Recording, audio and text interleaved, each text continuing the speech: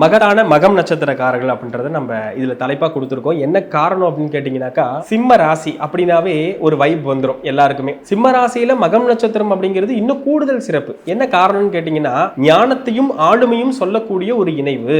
இப்போ மத்த நட்சத்திரங்களை எடுத்து பாருங்களேன், கேதுவனுடைய மத்த வீடுகள் எடுத்து பாருங்க. செவ்வாயுடைய வீட்டுல கேது இருக்கிறாரு. யாரு? மேஷத்துல அஸ்வினி. அவங்க படை தளபதியாகவும் ரொம்ப வீரியமாகவும் செயல்படக்கூடியவங்களா இருப்பாங்க. அப்படியே தனுசு வீட்டு எடுத்துக்கோங்களேன், ஞானபூர்வமாக, அமைதியாக, சாந்தமாக, ஆன்மீக ரீதியாக சில விஷயங்களை எடுத்து சொல்ல வரவங்க இருப்பாங்க மூல நட்சத்திரக்காரங்க. ஆனா ஆளுமை திறமையோடு எந்த இடத்துல இந்த மேனேஜ்மெண்ட் குவாலிட்டின்னு சொல்லுவோம், எந்த இடத்துல எதை பண்ணணும் அப்படிங்கிற ஒரு ஆளுமை தன்மையும் ஞானத்தன்மையும் யாருக்கு இருக்கும் அப்படின்னா இந்த மகம் நட்சத்திரத்தில் பிறந்தவர்களுக்கு கண்டிப்பா இருக்கும். இல்ல அவங்க ஜாதகத்துல வேற ஏதேனும் ஒரு கிரகம் அதுல உட்கார்ந்துருக்கு அப்படின்னு பாத்தீங்கன்னா அந்த கிரகத்தினுடைய தசை அமைப்புகள் நடக்கும்போது மிகப்பெரிய மேன்மையை கண்டிப்பா அவங்களுக்கு கொடுத்துரும் அப்படிங்கிறதுல மாற்றம் இல்லை. இந்த கேதுடைய நட்சத்திரம் எந்த மண்டலத்தில் அமரும்? மேஷ மண்டலத்தில் அமரும். அப்போ படை தளபதி என்று சொல்லக்கூடிய அந்த மேஷ மண்டலத்தில் அமர்றது மாத்திரம் இல்லாம ஆளுமை திறமை, தலைமை பண்பு சொல்லக்கூடிய சூரியனுடைய வீட்டுல ஞானக்காரகனாக சொல்லக்கூடிய கேதுனுடைய நட்சத்திரம். அப்ப 4 பாதங்களும் அங்கதான் வருது, முழுமையான நட்சத்திரம் அப்படின்றத நம்ம சொல்றோம். இந்த நட்சத்திரத்துல பிறந்தவங்களுக்கு யாருக்கும் அட்வைஸ் பண்ணி தான் பழக்கமே தவிர அவங்களுக்கு அட்வைஸ் வாங்கி பழக்கமே இல்லை. பொதுவா சிம்ம ராசிக்காரங்க அப்படித்தான். இவங்க என்ன வழிபாட்டை மேற்கொண்டா மேலும் சிறப்பும் வாழ்க்கையில செம்மையும் அடைவாங்க அப்படின்னு பாத்தீங்கன்னா,